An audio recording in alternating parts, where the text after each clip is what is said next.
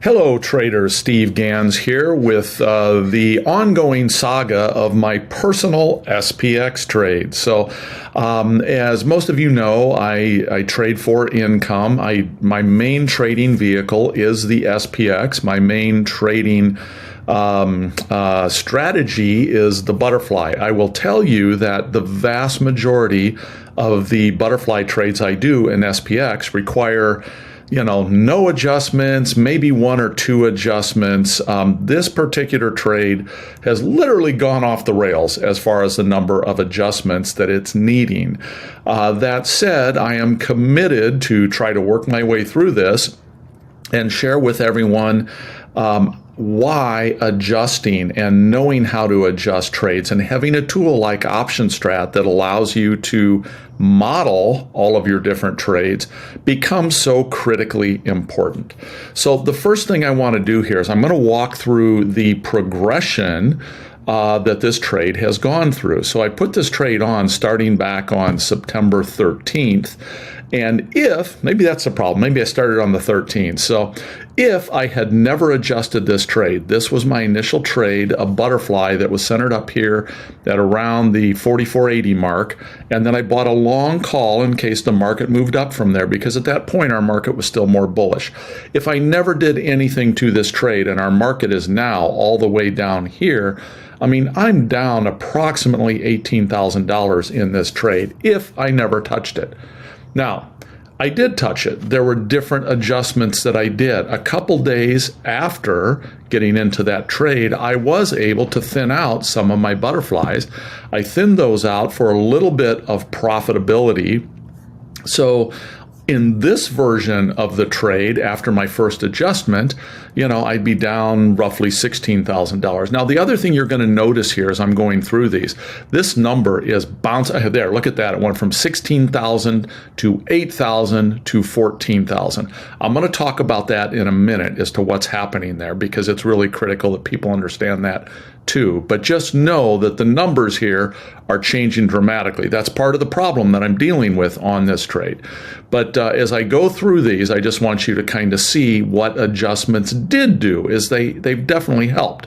And then after I stripped out a couple of these, you can see my max risk here went from, initially it was $24,000. After I stripped some of those out, locking in some profit, my max risk was then $20,000. Then we move forward again. I adjusted again. In this adjustment, I sold off my one long call up here. Now, selling off that long call further helped this position. You can see now my max loss would only be 17 on this trade. You can see right now this trade would be down, again, bouncing all over here, 8,000, 16,000. And this is not, I should be clear, this is not a function of the software. This is a function of extremely wide bid-ask spreads on parts of this trade. And again, we'll look at that in just a moment here. So let me progress further. Then we get up to, let's see, September 21st. In September 21st, I added a condor into this trade that you see added this entire tent structure or condorish structure out to this side. That's as our market was selling off. So based on that move, I did pick up a little bit more risk out here, but that risk moved out significantly. So in other words, that risk used to be right around here. Well, I moved it all the way out to here. At the time I did this, our market was trading around 43.50. So I felt like, I'm doing okay. I'm keeping this thing under the tent. All is good. So that was the move at the time. Since then, I've come in and thinned this position by taking out a condor. What that did was that lowered my amount of potential gain in the trade. It reduced my max loss to the downside again. And this is the trade that I'm not quite. This is the trade that I was setting in. Now, over the past couple of days, there's some things here that I need to look at. Namely, I am negative theta now. I am basically spending depending on the moment here, somewhere between $400 and $600 a day to maintain this trade. There are portions of this trade that are decaying against me. I don't want that. I got to find ways to get positive theta back into my trade. In addition to getting this back to positive theta, which essentially means I need to find a way to somehow get my tent close to or over the top of the current market, which I'm going to work on that in a minute and come back to you with, where that's ended up. So that's my goal, is I need to get back to positive theta, and I want to reduce my delta. Again, I'm largely a delta neutral trader. I probably am not going to get this trade to delta neutral, nor do I think it's probably appropriate right now. We've had a significant sell-off. We are on some support levels.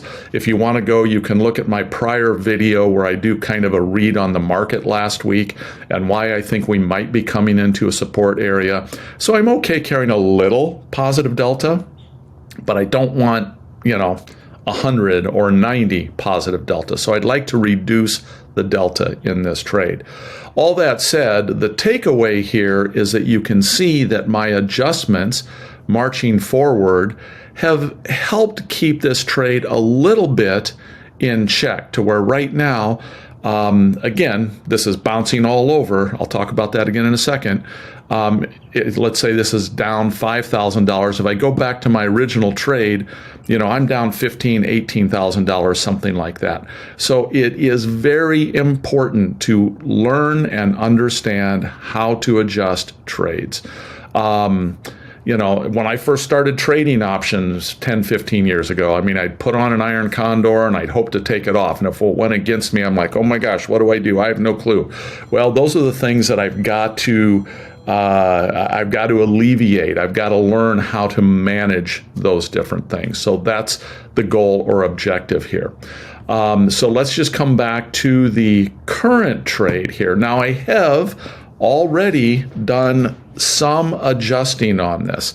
So what did I do? Now this is the one I was looking at a moment ago, this one right here. So 370 negative theta, 100 positive delta. And again, this number's bouncing all over. So then I started to make some adjustments to this trade to get me where I need to go. And again, that is largely improving my theta picture and improving my delta picture. So what I've started to do, and this is going to be a lot of different trades that are going to have to come in here, and I'm not going to be able to get into detail on all of them, but what I'm starting to do here is I basically am thinning out the butterfly here on this upper side. You can see right now, this butterfly at peak would have had about $40,000 in P&L. You can see my max risk after those adjustments is $15,000. Prior to that, this max peak was up around $60,000, and I had, $18,000 in risk. So my adjustments were essentially stripping out some of this spread and some of this spread. So the reason I'm doing that is they're part of my problem with all of this wide, crazy bouncing around. And why they're part of the problem is they are so far away from the money now, they're essentially not even being traded. If I come and I look at my strikes up here, all the way up at, let's see, 45.30, look at this bid-ask spread, 287 to 297. That's a $10 wide bid-ask spread. And it is that wide because, again, it's so far from the money. Nobody's trading those options right now. Nobody's playing with those things. So it's hard to really understand what those values might be. And so, anytime somebody comes in to buy something or sell something, look at that. Now the bid's 290. And then in a couple minutes, it could drop back to 280. They're just all over the board. And because of that wide bid-ask spread, anytime one of those numbers changes, think about this, I've got 10 of these on, that's a $10 wide spread. That's a $1,000 difference just in this one option, depending on where that market gets valued. Now we can look at a different one here too. Let's look at the 44.80. Here, bid-ask spread, almost equally wide. Now the closer you get to the money, you're going to find that the tighter those bid-ask spreads get. Look, this one's only 90 cents. So when we get as far away from the money as we are here, that's when the trying to properly value your position is very difficult. And looking at these P&L numbers going from, down 12,000 to down 3,000 to down 2,000 back to down 9,000. I mean, it's like it's meaningless. So the goal is to come in and strip out safely, carefully, all of these upper butterfly strikes. Just try to get them largely out of the mix at this point, so that what I'm left with is going to be something that's a little more realistic with numbers that I can count on. So my goal here throughout the day today, and I'm going to pause this video and I'm going to work on this, is to strip out a good portion of this entire butterfly, and also to push this spread out so that hopefully it can encompass the current market. And if it encompasses the current market, that should also then turn my theta to a positive number. And I may or may not be able to do much with my delta in this process. Again, I'm okay carrying a little positive delta. But just removing this is probably going to help flatten my T0 and help flatten my deltas a little bit. Again, that's going to be my objective. Now, that said, this is going to take time to do. This is not something that you just put an order out and get an instant fill, because again, that bid-ask spread is so immensely wide that I've got to fish this thing. I've got to go put that spread out there. I've got to go put it out there at a certain price and let it sit there for an hour or two, see if somebody's willing to pick it up. If not, then I need to modify the price a little bit, let it set a little bit more. In some cases, I may need to let this set a day or two. I may need to wait till we get a little bit of a rally up to where somebody's willing to, buy this long spread.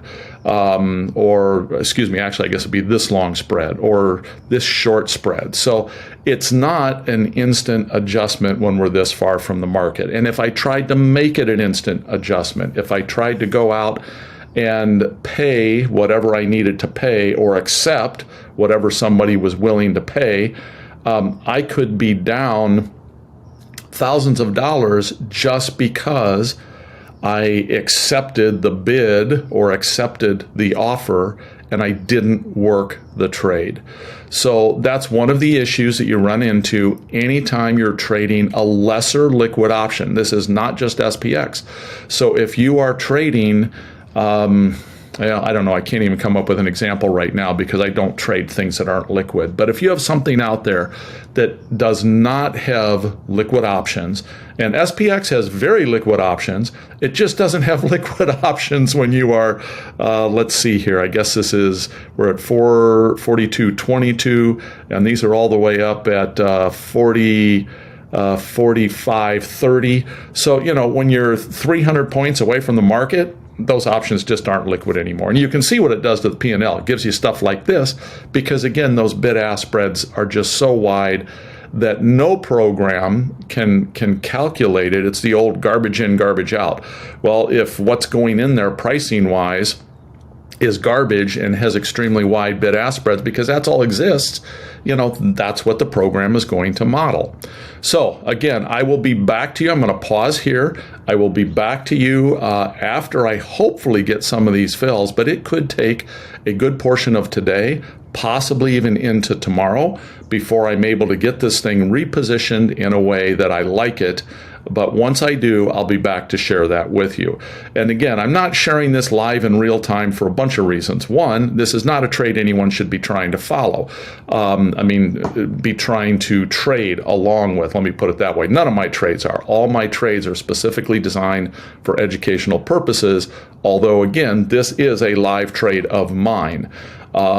So the goal here is for me to make the adjustments, show people kind of how these adjustments can be done, can be made. It's certainly not designed for somebody to be trying to follow along right now, especially if you really have no concept of what you're doing. So that's it for right now. I'll be back after I get a few more of these adjustments hopefully made later today. Again, it could even be today's Wednesday.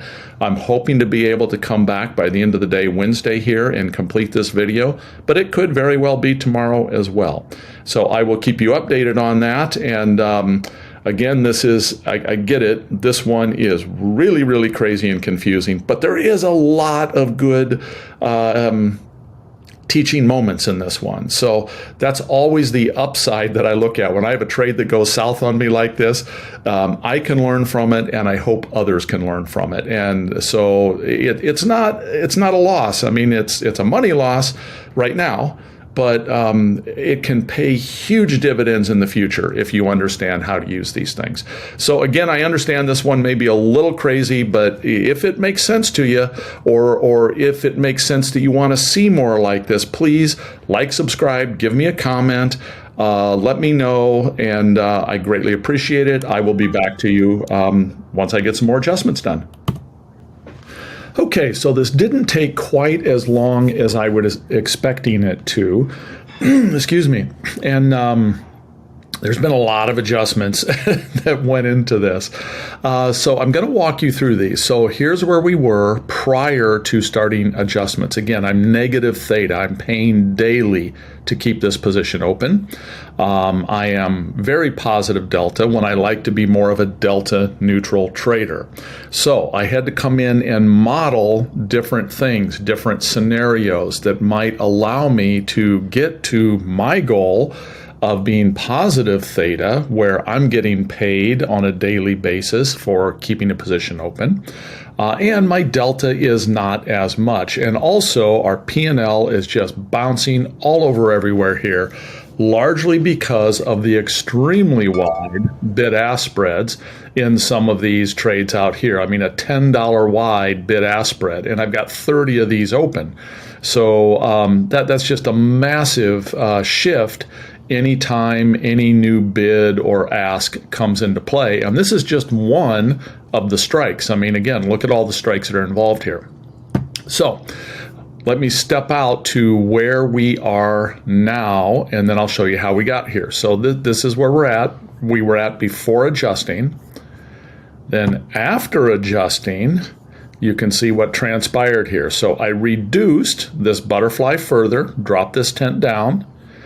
I brought this leg, or this wing, if you will, way out below the current market. Doing that gets me back to positive theta, where this trade is now working in my favor on a daily basis. It's putting $380. Again, this is a theoretical number based on options modeling. And I've mentioned this before, but the gentleman that developed this options modeling got a Nobel Prize. I believe it was in mathematics or finance. But it's the go-to standard that everybody has used for years and years and years. And I greatly reduced my delta. So this is a position that I'm comfortable with. I like this position now based on where the market is and what will happen in this position if our volatility drops. So if our market stabilizes here and our volatility drops, that's going to do great things for this trade very quickly. Okay, now volatility might not drop, but as time goes by, now this trade's also working in our favor in time decay as well. So those are the things that are now working in my favor as opposed to things that were working against me prior to doing all these adjustments. So let me just take a quick look here at some of the things that I did. Now I'm going to drag in some stuff onto my screen here. And these are just the various adjustments. I put these in nice big bold type so that you can kind of see what happened with them. So I stripped out this 20 point, or excuse me, not stripped out. This is the new put spread that I sold. So if we take a look at this, that's this guy right here. So that's the put spread that I sold, in this case for $6. I sold 10 of them. So that essentially I took in $6,000 on selling that put spread. And you'll notice the bid-ask spread, while it's wide, it's not ridiculously wide because we're fairly close to the money. And so that mid gets largely respected in this case. Now I went a little below the mid just to go ahead and get a fill. So that was one of the moves. Now let me bring in the other two moves that were kind of a key piece in this puzzle. So that is the 4480, 4300. So that's essentially taking out these guys, thinning this whole mess out here. Now, I want you to notice something. We're a long ways away from the market here. This is up at 4480, and our current market is at, let's see, 4250. So long ways away. Look how wide this bid-ask spread is. This is 8 points wide. Now, that's $800 for each spread that is wide. And I've got on 5 of ththese spreads.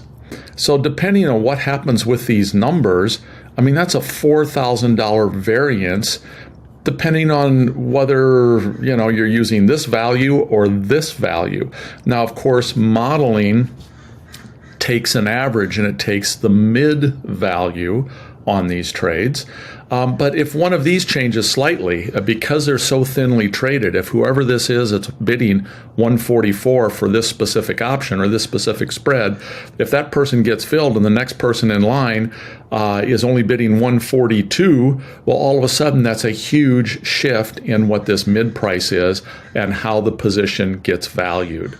So I put this order out there at 149.50 and I just sat on it. I just waited. As the market gyrates around up and down, it finally got filled.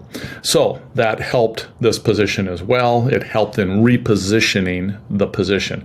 Now, let me show you the last spread, and this one just is a bit bonkers. So this is, oh shoot, I've got that kind of written over there, the 4530, 4480. So a couple of things to note here. The bid-ask spread here is 17 points wide. That's $1,700 per spread, and I've got 10 of them. Okay, so that's $17,000 in difference as to whether you value it here or whether you value it here. Of course, again, modeling uses the mid, but because these are so thinly traded, that far away from the market, if whoever's bidding 57.30, if this person goes away, the next bid might be 59, and that's $2 swing that all of a sudden hugely impacts my my value. Now, the next thing I want to make a note of here, and this is critical. I made this mistake myself early on as a trader. Let's take a look at, I'm going to remove these arrows here so we're a little cleaner. Let's take a look at the width of this particular spread. So this particular spread, 4480 to 4530, so that's a 50-point wide spread, okay? The maximum that this position could be worth is $50. There are people that in a panic that may not understand what they're doing, that think, oh my gosh, I've got to get this position closed, and they might come out and attempt to close this position if you're on the other side of it. Again, in this particular case, I'm taking in the credit here. So, I mean, I would love it if somebody paid me more than $50, but nobody's going to pay me more than $50. So, I was hoping to get 49 out of it, and I did. But my point is, if you happen to be on the other side of this trade and you feel like you're actually losing $57 on this trade, and you panic and you go to get out of this and you pay $57, well, you could have let it expired and only lost $50 on it. But instead, again, a novice trader sometimes sees this massive difference, and they think that they're losing that much additional money, and in fear, they jump out and they're like, oh my God, I got to close this $50 wide trade, and they pay $57 to close it, or $55 or $51. Anything over $50 makes no sense whatsoever. So something to be aware of here. Again, not really a factor in this trade, but this is a great place to point these things out. Always look at the width of your spread. Now, some platforms, I believe Toss does this, some platforms will block you from entering a value greater than $50. Now, I think that's a newer feature, because I know when I first started trading options 10, 15 years ago, I made this mistake. I mean, I got panicked in a position, and I don't remember how wide the spread was. It was probably a $20 wide spread, and I think I paid like $22.50 to close that spread. And it's like, after the fact, it's like, duh. How stupid could I have been? So these are things that you need to learn along the way. So now that we've got all these various orders that were made out of the way, so again, this is where we're at now. I'm very comfortable with this position. The market can move back and forth quite a bit. I mean, if the market were to rip back up to 4,400, well, I may need to adjust, thinning this out further to take some of the risk out of the upside on this trade. The market, how do they say it? It takes the stairs up and it takes the elevator down. So what that means is, generally speaking, a market doesn't rip up, but it can certainly rip down. So based on that, I'm really fine with this position. I got a little bit of negative delta. If the market drops back a little bit, this position's only going to gain in value right now. If the market were to go up a little bit, as it goes up a little bit, volatility generally will decrease in this trade. And so if the market goes up and volatility decreases a little bit, I'm okay. I'm good with that. So that's why I keep just a little bit of negative delta into this trade at this point. So that's where this trade is at now. And just as a quick summary, had I done nothing on this trade from the start, I'd be down 1,700 after my first adjustment. If I'd done nothing from there, I said 1,700, 17,000, I'd be down about the same. I had, with this adjustment on there, I would have only been down 14,000. With this next adjustment, I would have been down about 3,800. And I think this just bounced kind of artificially high here. But, and it was actually 5,300. There we go. After this adjustment, I would have been down 4,330. And then this adjustment hasn't really had any impact yet. This was just made. So, again, we're going to see this number should ultimately be similar to whatever this number is. But again, it's that bid-ask spread on this particular spread that's going to cause that number to bounce around. But at the end of the day, I know that, and as this thing bounces around, I'm not freaked out by it. Yeah, I know I'm down in this trade. Yeah, I know I'm probably down, 4,000 to 6,000, somewhere in that general range. But I like the positioning of it. It's going to start to cane pretty rapidly at this point in my favor. And I'm hoping I don't have to adjust this thing again. I want to just sit and let this thing, do its thing and decay. So that's my goal at this point on this trade. And we'll see if that plays out or not. So again, thanks so much, everyone. This was a long one. This trade is a long and grueling one. But again, hopefully it's a great lesson on all the things that can be done in adjusting. And these are the types of things that an effective and profitable options trader needs to learn and know how to do. And something like a modeling program like this is a great way to get that education. Take care, everybody.